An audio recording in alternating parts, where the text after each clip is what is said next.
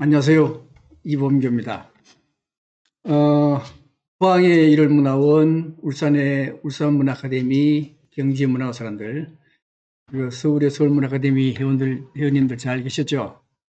오늘이 이제 7번째 강의가 되겠습니다. 오늘 또 필사 이정희 선생님 모셔가지고 또 방송 그 관계를 다 준비해 주셨고, 또 우리 그 일월문화아카데미 회원인 임남숙 씨하고 벽을숙 씨가 또 혼자 강의하면 심심하다 그래가지고 또 같이 강의를 하는 걸 들으려고 나오셨습니다. 감사드립니다. 화면을 조금 수정을 하겠습니다.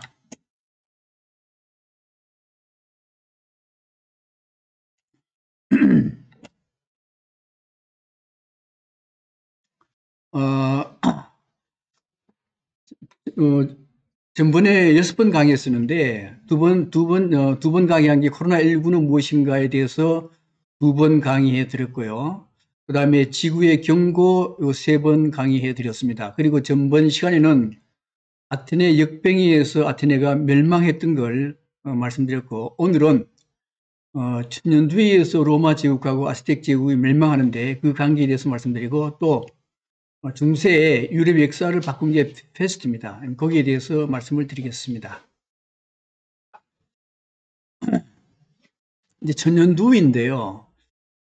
여기 나온 분들 보면은 오명항, 김정희, 남태재, 뭐 다른 사람 잘 모르시더라도 주사 김정희는 잘 아실 겁니다.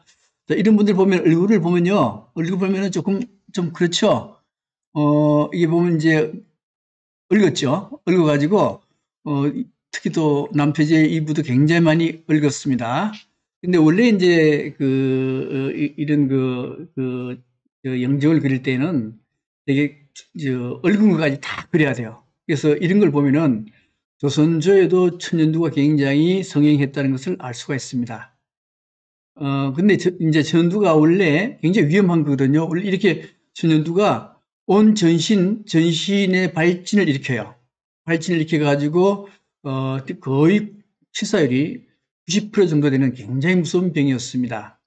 그래서 이제 병은, 천연두는 기원전 1157년에 사망한 람세스 5세도 천연두로 죽었어요. 그런가 하면, 이게 미라거든요. 미라 얼굴 잘 보면은 여기에 얽었잖아요. 그죠? 얽었는데 이게 왜 얽었는가 하면은 천연두 때문에 얽었다는 거죠. 그래서 이미 아주 오랜 옛날부터 천연두는 사람을 죽게 만들었던 그런 위험한 병이었습니다. 그래서 전염병 중에 천연두가 인류를 얼마나 많이 죽였는가 하면은 대체로 한 3억이나 5억 정도 어마어마하게 많이 죽였죠. 어떤 전염병보다도 천연두에서 사람이 가장 많이 죽었습니다. 그 다음에 이것은 1518년도만 보더라도 이때 전체 세계 인구가 5억 명인데요. 이때 천연두에서 사망한 사람이 8천에서 1억 명 죽었습니다. 이렇게 천연두는 옛날에는 대단히 위험한 병이 바로 천연두였죠.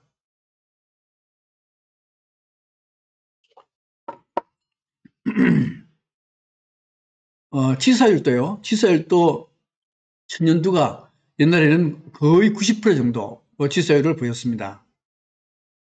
그래서 오늘 첫 번째 주제가 천년두에서 로마 제국이 어떻게 몰락했는가 거기에 대한 설명이 되겠습니다.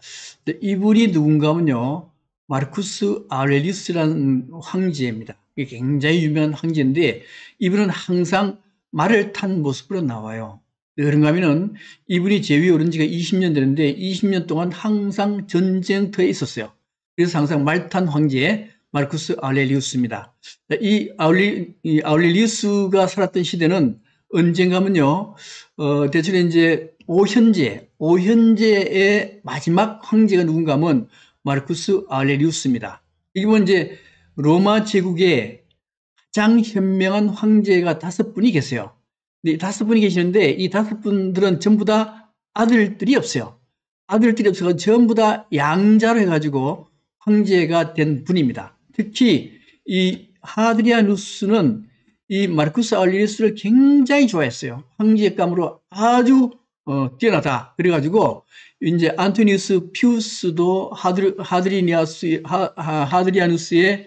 양자거든요. 근데 양자인데 하드리아누스가 안토니우스 피우스 보고 뭐라는가 하면, 야, 마르쿠스 아울리우스를 너의 양자로 들어라. 그럼 이제 마르쿠스 아울리우스가 황제가 되는 거거든요. 그렇게 해서 황제가 되었기 때문에 이미 황제의 수업을 철저히 받은 사람이에요. 받은 사람이고, 이 사람은 또 하나는 철학자입니다. 굉장히 위대한 황제면서도 굉장히 위대한 철학자였어요. 이 철학자인데 이분은 얼마나 위대한가 하면요. 이분이 대체로 이제 20년 동안 전쟁터에 있었는데, 아마 그 영화 글래디에이터 영화를 아마 많이 보셨을 거예요. 근데 글래디에이터 영화에 맨 첫 번째 장면이 뭐가 나오는가 하면은 황제가 전쟁터에 있는 모습하고 그 밑에 막시무스하고 같이 전쟁터에 있는 모습을 그렸을 겁니다. 그래서 이 황제는 스토아학파의 철학자인데, 스토아학파라는 게 뭔가 하면 굉장히 검소하게 생활해요. 그래서 이 황제는 정말로 검소한 생활을 했고, 그 다음에 황제가 되어서도 항상 전쟁터에서요, 부하들과 같이 덜덜덜 떨면서 잠자고 덜덜덜 떨면서 밥 먹고, 그래서 부하와 똑같이 생활했던 굉장히 뛰어난 분이 바로 마르쿠스 아레니우스 황제입니다. 이 황제인데, 이게 이제 이 황제의 쓴 책이, 철학자니까 쓴 책이 명상록이라고 하는 책입니다. 근데 우리 시대 때 고등학교 3학년 교과서에 페이트 산문이라고 나왔어요. 맨 뒤에 페이트 산문이 나왔는데, 그 페이트 산문의 내용이 뭔가 하면요, 마르쿠스 아레니우스 황제의 그래요. 근데 그 내용이 그때 워낙 유명하기 때문에 다들 다 공부를 하시는 분들은 다 아실 겁니다. 그 내용이 뭔가 하면은, 자, 명예랑은 헛된 것이고, 이 명예 때문에 여러 사람들이 당신을 칭찬하는데, 그 칭찬하는 것도 전부 다 거품 같은 헛된 것이다. 거기에 너무 자유지하지 말아라. 그리고 또 한 가지는 삶이라 하는 것은 엄청난 고통인데, 누구나 다 고통인데, 이걸 참고 견인주의라 그랬습니다. 그죠? 그래서 그렇게 살아라 했던 분이 바로 마르쿠스 아레니우스 안토니우스입니다. 문제는 이분인데, 사실 이분은요, 이제 황제가 되려서 지원자 황제가 할 수 있었는데도 불구하고 자기 동생을 공동 황제로 세워요. 그래서 이분은 황제란 자리를 한 것은 백성들을 위한 고통스러운 자리라고 생각했을 겁니다. 그래서 그 고통을 자기 동생하고 나누기 위해서 동생을 공동 황제로 만들었어요. 이렇게 해가지고 이분이 이제 그 다음에 또 그 당시에는 이미 실크로드가 개척이 됐습니다. 여기에 시베리아 쪽으로는 초원의 길이 개척됐고, 그 다음에 이 사막 쪽으로는 실크로드가 개척이 됐고, 그다음 바다 실크로드도 개척이 돼가지고 이미 굉장히 전 세계는 그 당시에는 이미 세계화가 됐고요. 또 하나는 도시화. 사람들은 도시에서 살기 시작합니다. 로마나 장안이 이미 100만 도시라고 얘기를 해요. 그래서 이미 세계화도 됐고 도시화도 됐으니 전염병이 옮겨갈 그런 환경이 다 만들어졌던 겁니다. 그런데 이제 여기 황제가 두 분이라고 그랬어요. 황제가 두 분인데 여기에 여기 셀루코스라는 나라가 있었는데 이게 어딘가 하면 이란입니다. 이란에 반란이 일어나가지고 동생 황제가 여기에 방어하기 위해서 싸움에 투입이 됐어요. 그리고 마르쿠스 아레니우스는 어디가 싸우는가 하면은 게르만족이 있는 여기서 싸웠거든요. 여기는 굉장히 싸기 힘들어요. 그래서 동생한테는 조금 쉬운 데 보내고 자기는 굉장히 어려운 데 가서 싸움을 했었던 겁니다. 그런데 여기에 지금의 이란, 셀루코스 여기에 천연두가 만연했어요. 이 천연두가 만연했는데 로마군이 전쟁을 끝내고 난 뒤에 돌아오면서 천연두가 로마까지 들어오게 된 겁니다. 로마까지 들어와가지고 누구한테 전염되는가 하면 이 마르쿠스 아레니우스 황제한테까지 전염이 돼요. 그래서 이 황제까지 전염이 되는데 이때 천연두가 로마까지 다 전염됐잖아요. 전염됐는데 이때 마르쿠스 아레니우스 안토니우스 황제도 이 전염병에 의해서 사망을 합니다. 사망하고 이걸 이제 안토니누스 역병이라고 얘기하는데 왜 안토니누스 역병이라고 그런가 하면은 마르쿠스 아레니우스 뒤에 성이 안토니누스요. 그래서 마르쿠스 아레니우스 성을 떠가지고 안토니누스 역병이라 그랬습니다. 그래서 마르쿠스 아레니우스가 이 역병으로 죽어가면서 나를 위해 울지 마라. 어차피 나도 죽고 백성도 죽는데 절대 나를 위해서 울지 말고 수많은 역병으로 인해서 수많은 사람이 죽는데 이 사람들에 대해서 슬퍼해라. 이렇게 하면서 마르쿠스 아레니우스가 이 병으로 죽습니다. 그 다음에 9년 뒤에 역병이 다시 재유행을 해요. 그래서 로마에는 하루에 2,000명씩 죽어요. 그리고 로마 시민의 4분의 1이 죽습니다. 그래서 전체 사망자는 무려 400만 명이 죽어요. 그래서 일부 지역에서는 인구의 3분의 1이 죽어버립니다. 그러니까 로마로 봐서는 굉장한 손실이었거든요. 손실이고, 그 다음에 이제 아까도 말씀드렸듯이 이 마르쿠스 아레니우스는 어디서 싸우는가 하면요, 게르마니아, 지금의 독일 쪽에서 굉장히 힘들게 싸워요. 거의 20년을 이 전쟁터에 있었던 겁니다. 그러다가 천년도로 어디서 죽는가 하면 오스트리아 빈에서 죽어요. 빈에서 죽고, 그 다음에 여기뿐만 아니고 전체 도나우강 지역, 그 다음에 프랑스 지역, 이 전체가 이 천년두가 만연하게 돼가지고 400만 명이 죽었다라 하는 겁니다. 근데 이제 마르쿠스 아레니우스, 이건 이제 글래디에이터 영화인데요. 영화인데 이제 마르쿠스 아레니우스의 아들이 누군가 하면 컴모두스입니다.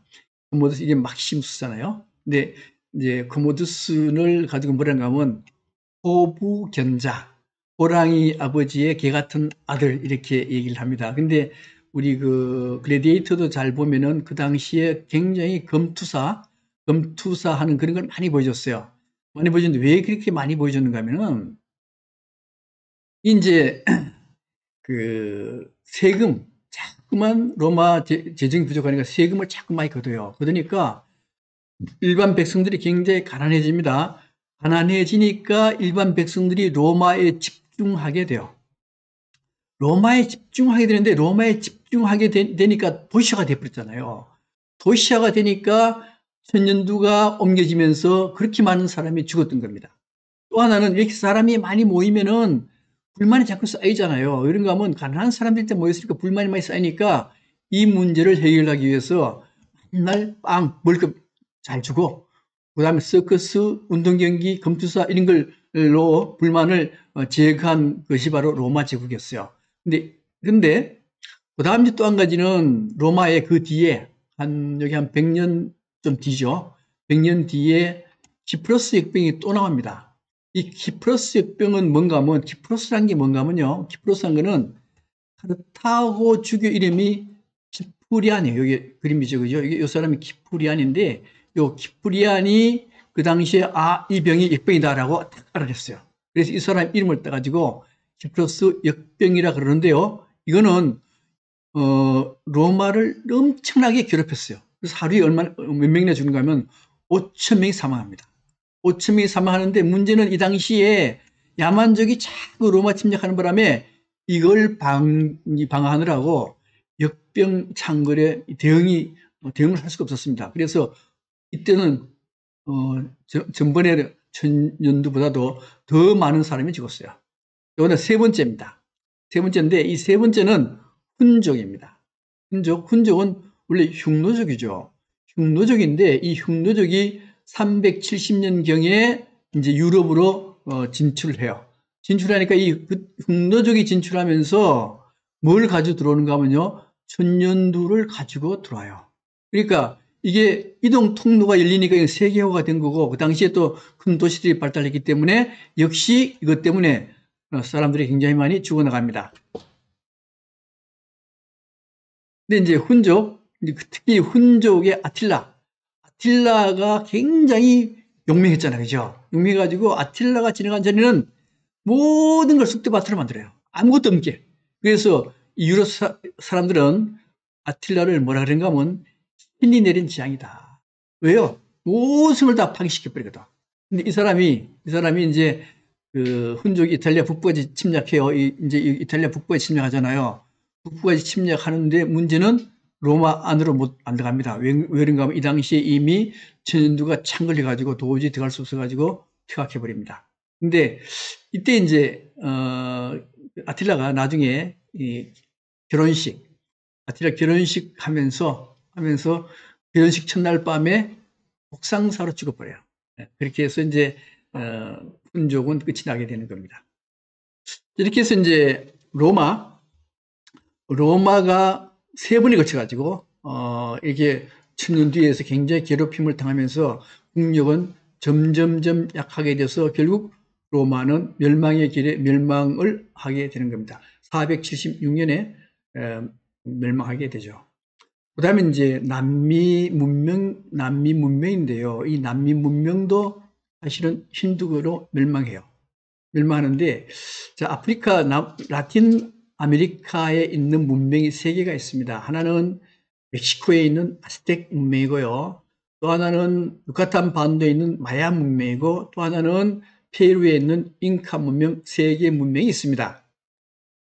세 개의 문명이 있는데, 이때 이 문명이 많거든요. 많은데, 무엇 때문에 망했는가 하는 문제입니다. 그걸 우리 다이아몬드 교수가 지은 총균세라는 책이 있어요. 이 총균세라는 책이 아마 서울대생들이 가장 많이 빌려본 책이 총균세라는 책입니다. 굉장히 두꺼워요. 한 7, 6페이지 되나? 근데 그 읽어보면요. 별로 재미가 없더라고요, 이게. 근데 그 내용이 뭔가 하면은 다이아몬드 교수가 아프리카 갔는데 아프리카에 짐을 다루는 사람이 왜 백인들은 짐이 이렇게 많습니까? 다른 걸로 말하면은 왜 백인들은 이렇게 잘 삽니까? 이런 뜻입니다. 그래서 그 질문에 대답하기 위해서 총균세라는 책을 지었어요. 이 뜻은 뭔가 하면 이 유럽 사람들이 부유하게 된 이유는 먼저 총을 먼저 총을 만들었고 또 하나는 균인데 이 균은 코로나 바이러스가 아니고요. 균은 홍역이라든가 전염도라든가 이런 병들하고 또 하나는 칼. 요 세 가지 때문에 유럽인들이 세계를 정복할 수 있었다 이런 얘기입니다. 그래서 요 세 가지가 남미 문명을 정복했거든요. 한번 어떻게 정복했는가를 보겠습니다. 원래 중남미에 3대 문명이 있었는데 아까도 말씀드렸듯이 멕시코에는 아스텍 문명이 13세기부터 16세기까지 있었고요. 유카탄 반도에 있는 마야 문명은 그 이전에 없어졌습니다.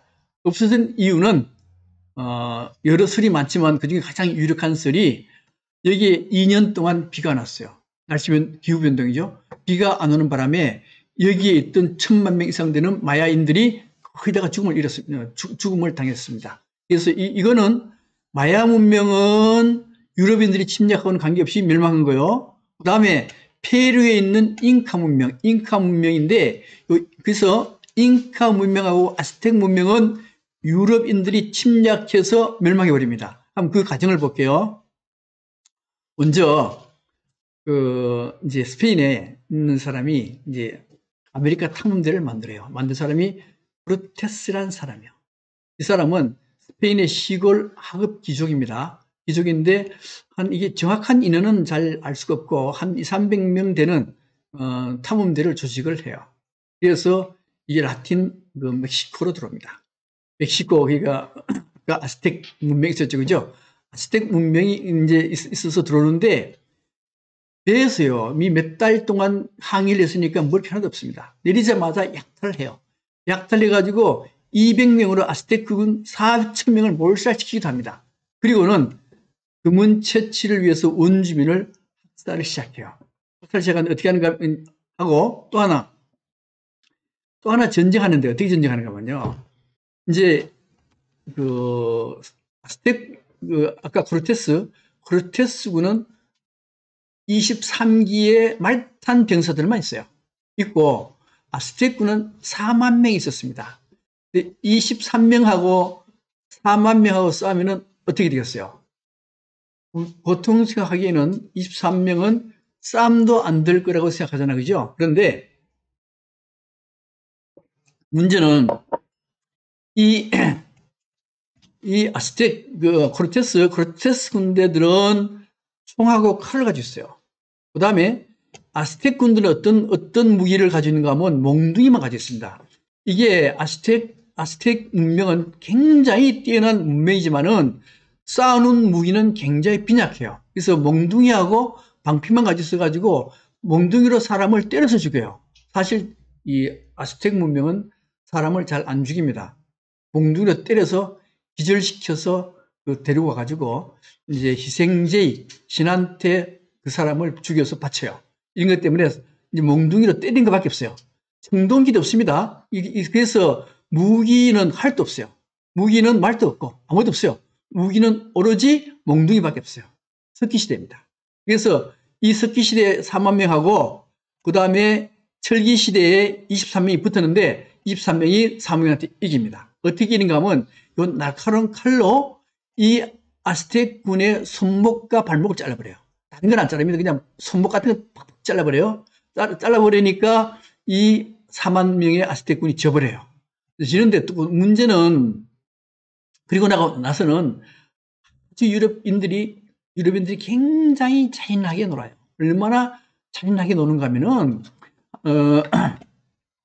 이제 유럽 사람들이 금을 굉장히 좋아하잖아요. 그래서 이 아스텍 사람들한테 금 할당량을 줘요. 할당량을 줘가지고 할당량을 채우지 못하면 손목을 잘라버립니다. 그 다음에 반항하잖아요. 반항하면은 코를 자르고 귀를 잘라버려요. 그리고 개를 동원해가지고 물에 뜯게 해버립니다. 그래서 아주 유럽 사람들은 잔인하게 놀았어요. 그래서 이걸 이제 전문 용어로 쌍놈의 새끼들입니다. 이렇게 아주 잔인하게 했는데 사실 이렇게 잔인하게 하더라도 여기에 남아메리카에 있던 그때 사람 수가 얼마인가 하면 아마 한 5천만에서 7천만 이렇게 얘기를 해요. 근데 여기 간 사람은 몇백 명밖에 안 되잖아요. 그죠? 그런데도 이 사람들, 그 아스텍 문명이나 그 다음에 잉카 문명의 사람들이 다 죽거든요. 죽는 이유가 뭔가 하면은 이유가 바로 천년두 때문에 그렇습니다. 그래서 코르테스가 들어갈 때 천년두에 걸린 병사가 같이 들어가요. 이 병사 때문에 아스텍 사람들한테 천년두가 급격하게 옮겨붙게 됩니다. 근데 문제는 유럽 사람들은 천년두에 대해서 면역을 갖춰져 있는데 이 아스텍 사람들은 천년두에 대해서 면역이 하나도 없어요. 하나도 없으니까 걸리면은 90% 이상 죽어버립니다. 죽어버려요. 그 다음에 요거는 이제 아스텍 문명이고요. 그다음에 잉카 문명입니다. 자, 잉카 문명은 여기에 페루 쪽이거든요. 여기도 굉장히 많은 사람들이 살았습니다. 굉장히 뛰어난 문명을 가지고 있어요.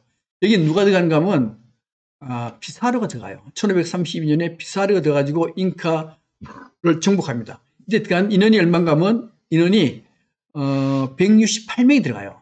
168명이 들어가지고 이 168명이 4만 명을 전멸시켜버립니다. 아까 똑같은 전쟁 방식으로 해가지고 전멸시켜요. 동시에 이때도 인구가 거의 태반이 90% 이상이 죽는데 그 죽는 이유는 천년두 때문에 죽습니다. 그래서 여기에 인디오의 감소 인원이 얼마가 되는가 하면요. 거의 10%도 안 남아요. 10%도 안 남아.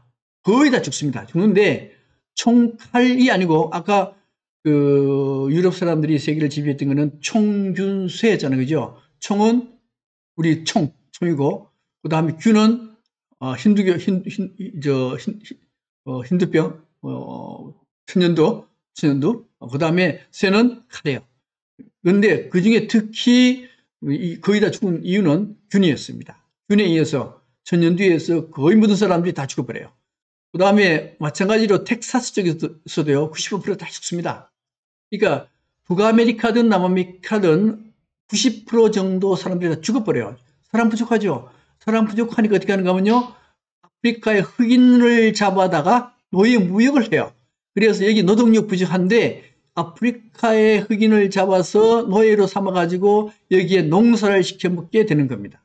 그래서 흑인이 아메리카에 들어온 이유가 뭔가 하면은 바로 전염병 때문에 흑인이 여기에 들어오게 된 것이고 현재 계속 문제가 일어나잖아요. 문제가 일어나는 것도 사실은 힌두병 때문에 그런 문제가 일어났던 것이죠. 천년두란 게 뭐냐? 천년두라고 하는 뭔가 하면은, 이게 천두가 이게 벌써 1135년 전에 이미 생겼어요. 어떻게 알 수 있는가 하면, 이집트 가면은 벽화가 있는데, 벽화 보면 여기에 이제 제수들이거든요. 제수 보면 이게 점이 딱 찍혀 있어요. 이게 뭔가 하면 천년두에서 발진된 거예요. 이미 이때부터 천년두가 있었다는 걸 나타내는 거거든요. 아까도 말씀드렸듯이 1157년에 람세스가 그 병으로 죽었고요. 그 다음에 천년두 백시를 만들어내요. 백시를 만들었는데, 이게 누군가 하면요, 영국의 제너라는 사람이 백신을 만들어냅니다. 어떻게 만들어내는가 하면은, 여기 젖수가 있습니다. 젖수가 있는데 우두에 걸렸어요. 우두라는 건 뭔가 하면은, 천년두라는 거하고 천년두 병균하고 비슷해요. 근데 훨씬 약합니다. 훨씬 약한데, 여기에 젖소가 우두에 걸렸어요. 근데 젖자는 아주머니가 젖을 짜다가 우두에 걸렸습니다. 우두에 걸렸는데 이 우두는 천년두보다 굉장히 약하거든요. 약하니까 이 여자는 이제 이미 우두에서 면역력이 생겨가지고 천년두 병균에 딱 들어와도 천년두가 안 걸려요. 이걸 제너가 알아낸 겁니다. 알아내가지고 여기에 우두 병균을 사람한테 접촉을 딱 해줘요. 접촉을 딱 해주면은 여기에 백신이 생겨요. 백신이 생겨가지고 천년두 병균이 들어와도 안 걸리게 되는 거예요. 그러니까 이것 때문에 백신이 만들어진 거거든요. 만들어져가지고 지금은 이 1980년에 천년두는 종식이 되었다라고 딱 된 거예요. 근데 이게 어디 있는가 하면 지금은 연구소에만 있어요.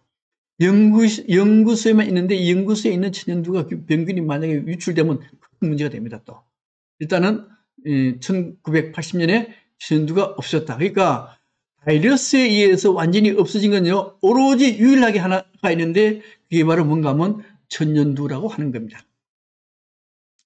자, 이제 마지막으로 유럽의 역사를 바꾼 패스트 흑사병입니다. 패스트에 걸리게 되면요, 여기 보면 이제 코라든가 여기에 입술이라든가 여기 손 보면 이렇게 까맣게 돼요.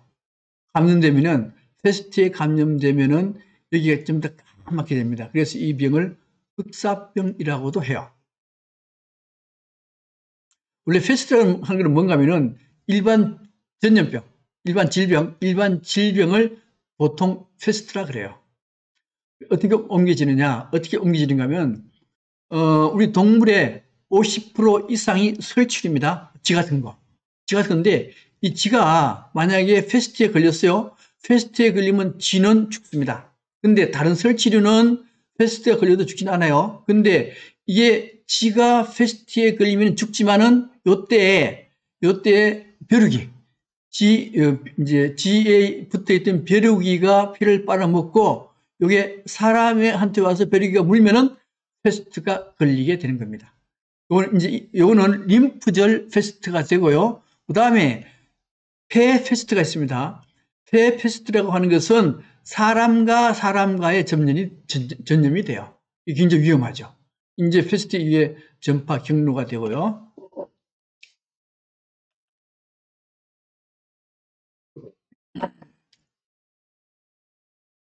그 다음에 패스트는 바이러스가 아닙니다. 아니고 이거는 세균이에요. 박테리아입니다. 세균의 경우는 항생제만 투여하면 낫잖아, 그죠? 그래서 패스트도 아직 그 몽골 이런 지역 가면 남아있거든요. 있어가지고 여행 가면은 패스트에 걸릴 가능성도 있습니다. 그럼 패스트에 걸리게 되면은 2일 이내에 빨리 항생제만 맞으면은 패스트에서는 치료가 됩니다. 원래 패스트는 세 차례 세계 대유행을 일으켜요. 6세기의 동로마 제국, 14세기의 중세 유럽, 그 다음에 1855년에 중국, 이렇게 패스트가 유행을 하는데, 그 중에서 이게 빨갛게 된 거, 이게 1차입니다. 1차는 몽골 쪽에서 유럽 쪽으로 전염이 되는데, 이때 얼마나 죽은가 하면요, 여기 두 번에 걸쳐 죽어요. 6세기 때는 2,500만에서 5천만 명이 죽습니다. 8세기 때는요, 8천만 명이 죽어요. 이게 1차 유행입니다. 1차 유행이고, 그 다음에 2차 유행인데요. 2차 유행은, 이게 이제 몽골 제국이잖아요. 그죠?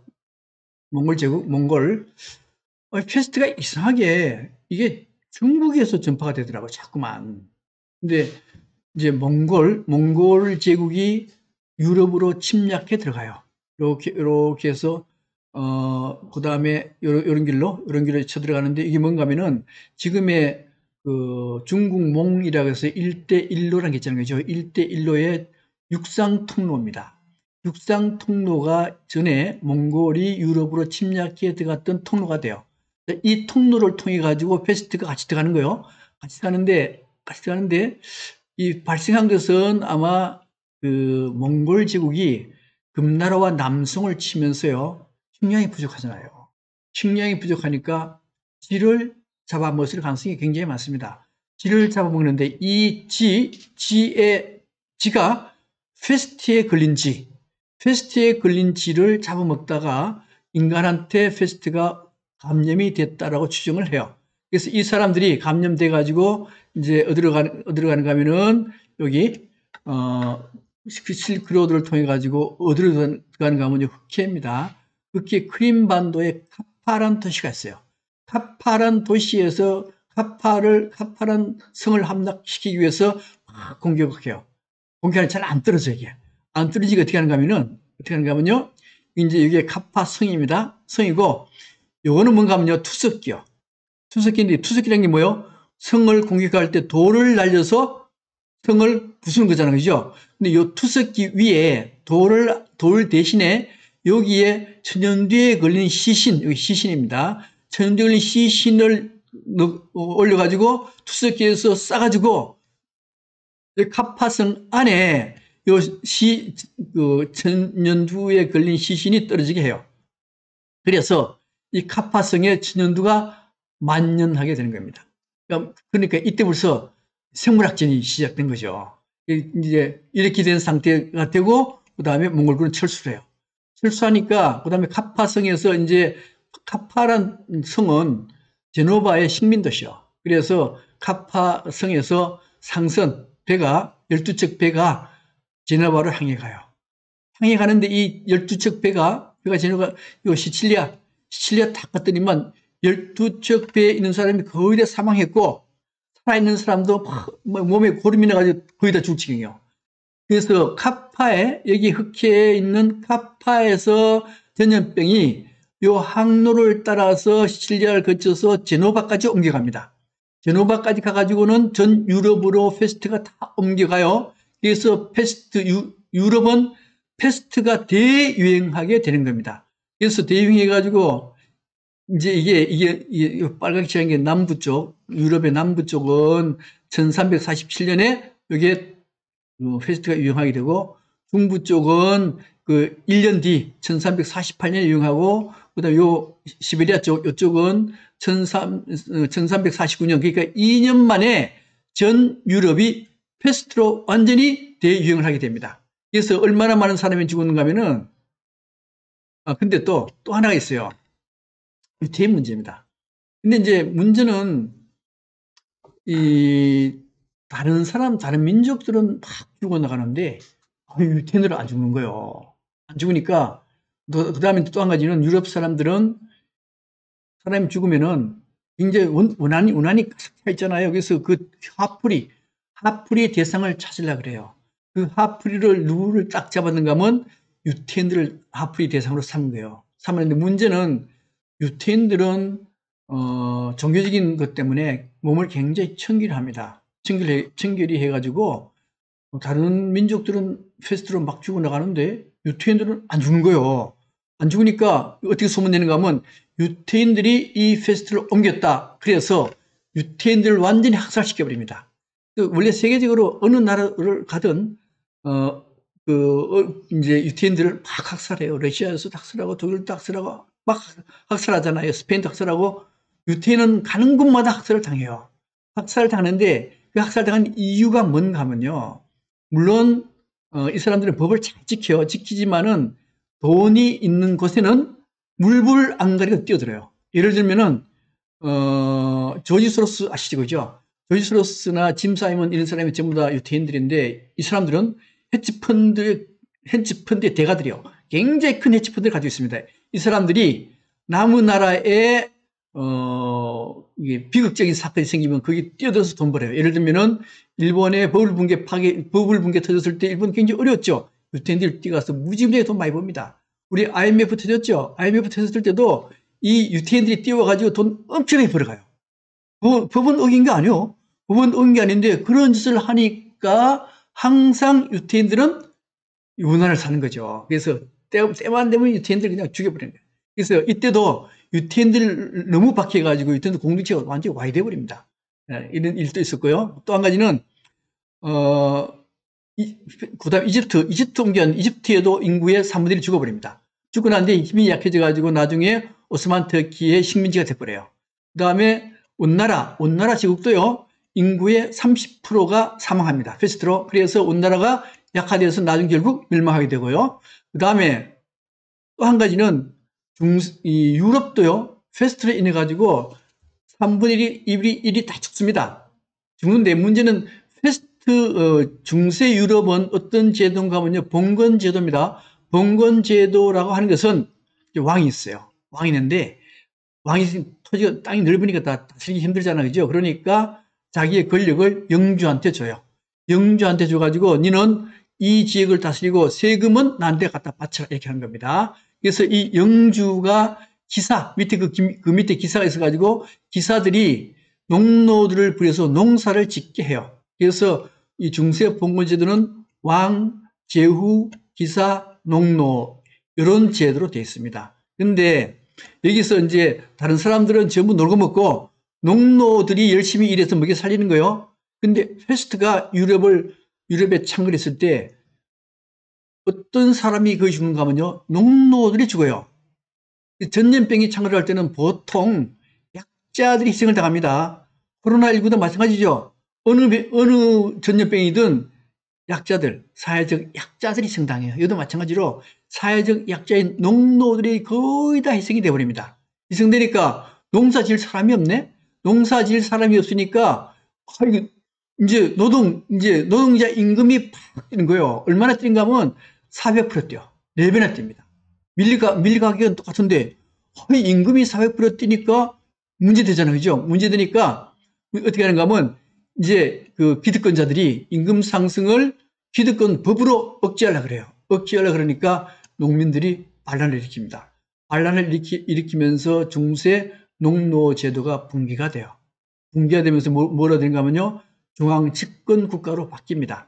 중앙 집권 국가로 바뀌었다가 그 다음에 중상주의를 거쳐가지고 산업혁명으로 이어져요. 결국 유럽의 산업혁명은 뭐 때문에 일어나는가 하면요, 패스트 때문에 일어난 겁니다. 그 다음에 또 한 가지는요, 이제 페스트 중세는 어떤 시대인가 하면요, 신이 지배하는 시대였어요. 그 당시는 어떻게 생각했는가 하면, 나는 신을 믿는다, 그러므로 나는 존재한다 했잖아요. 그죠? 그러니까 신을 믿었던 시대고 신이 모든 걸 창조했던 시대입니다. 그런데도 불구하고 페스트가 만연해요. 만연하니까 성직자들은 뭐라고 얘기하는가 하면은, 이거는 너희들이 죄를 저질렀기 때문에 신이 화를 냈다.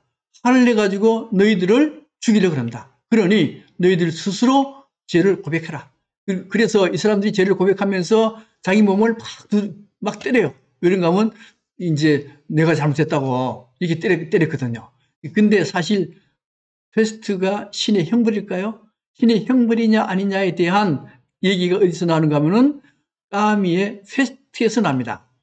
까미라는 사람이 쓴 페스트라는 소설의 마지막 부분이 어떻게 나오는가 하면요, 이제 어린아이가 죽어요. 페스트로 죽습니다. 아무 죄 없는 어린아이가 죽었거든요. 죽으니까 여기 주인공이 누군가 하면 의사 리웨라는 사람이요. 의사 리웨라는 사람이 신부 하놀루라는 사람 보고 뭐라고 얘기하는가 하면, 그 당시 신부는 뭐라는가 하면은 페스트는 죄 지은 사람한테 내린 신의 형벌이라 그랬거든요. 그러니까 이게 어린애가 죽었는데, 어린애가 왜 죽었어요, 그러면? 신부의 원칙대로, 신부의 얘기대로 하자면은, 이 어린애가 죄를 지었으니까 하나님이 벌을 내려서 죽었다, 이런 얘기입니다. 그죠? 그래서 이 의사 리위가 뭐라는가 하면, 신부님, 이 어린애가 무슨 죄가 있습니까? 죄도 없는 어린애에게 죄를 들도록 창조해 놓은 하나님이라면은 저는 죽어서라도 세상을 거부하겠습니다. 이거 뭐예요? 신을 부정하는 거예요, 이게. 신을 부정하는 거예요. 그리고 또 그 소설에 의하면 얼마 뒤에 그 신부도 페스트로 세상을 떠나요. 떠납니다. 그러니까 이 페스트 때문에 신이 세상을 창조했다는 걸 부정하게 만들어버려요. 그 다음에 또 한 가지 마지막 부분이 뭘 얘기하는가 하면요. 자, 지금 이제 페스트 다 끝났어요. 끝나니까 사람들이 막 나가지고 기뻐서 날뛰는데 그때 뭐라고 얘기하는가 하면은 이 페스트라고 하는 것은 원래 인간이 굉장히 잘났다고 하니까 지들이 인간에게 경종을 울리기 위해서 페스트를 옮겼다. 지금 이제 인간이 굉장히 자만심에 빠져 있지 않지만은 만약에 인간이 자만심에 빠져가지고 다시 인간이 자만스럽게 행동한다면은 지들은 다시 떨쳐나와가지고 사람들을 죽일 것이다. 이제 이런 얘기가 진행이 돼요. 여기서 중요한 것은 신이 세상을 창조했다는 것에 대해서 부정하게 되는 겁니다. 그래서 뭐가 나타나는가 하면요. 문화혁명, 르네상스가 꽃을 피우게 되는데 그 이유가 뭔가 하면요. 바로 페스트란 것 때문에 그렇습니다. 이렇게 해서 전염병이 세상을 바꾼 것에 대해서 말씀을 드렸는데 첫 번째는 로마의 멸망은요. 200가지도 멸망의 원인은 200가지도 넘어요. 200가지도 넘는데 그 중에서 가장 중요한 원인 중에 하나가 뭔가 하면요. 전염병입니다. 전염병 때문에 로마가 굉장히 약화됐어요. 그 이유는 인구의 4분의 1 내지 3분의 1이 죽었잖아요. 병사도 죽었거든요. 죽으니까 야만족이 침략해 들어왔을 때 방어하지 못한 겁니다. 그 다음에 남미의 북의 문명, 아스텍 문명과 잉카 문명도 유럽인들한테 정복을 당했지만은 그 정복당한 가장 큰 이유 중에 하나가 뭔가 하면요. 천년두가 남미의 인구의 90%를 죽여버렸으니까 그 다음에 스페인 사람들이 들어가서 쉽게 정복을 할 수 있었던 겁니다. 그 다음 페스트입니다. 페스트인데 중세의 페스트가 유럽을 휩쓸면서 유럽의 봉건 제도를 무너뜨리고 거기에 산업혁명으로 나가게 됐고요. 또 하나는 중세의 신중심의 세계를 인간 중심으로 바꿔놓은 르네상스가 바로 흑사병으로부터 시작이 되는 겁니다. 그러니까 이 전염병들이 반드시 인간을 나쁜 쪽으로 몰고 가지는 않아요. 흑사병이나 그 다음에 흑사병, 특히 흑사병은 오히려 산업혁명, 문화혁명으로 발전됐거든요. 그죠? 이렇게 해서 전염병이 어떻게 문명을 바꾸는가에 대해 말씀을 드렸고요. 다음 시간에는 이제 전염병에 대한 거는 다 끝나고 68혁명하고 코로나 혁명. 코로나는 사실은 혁명적인 일들이거든요. 그래서 68혁명하고 코로나 혁명이 어떤 관계가 있는가에 대해서 말씀을 드리겠습니다. 오늘은 이걸로 끝내도록 하겠습니다. 수고 많으셨습니다. 감사합니다.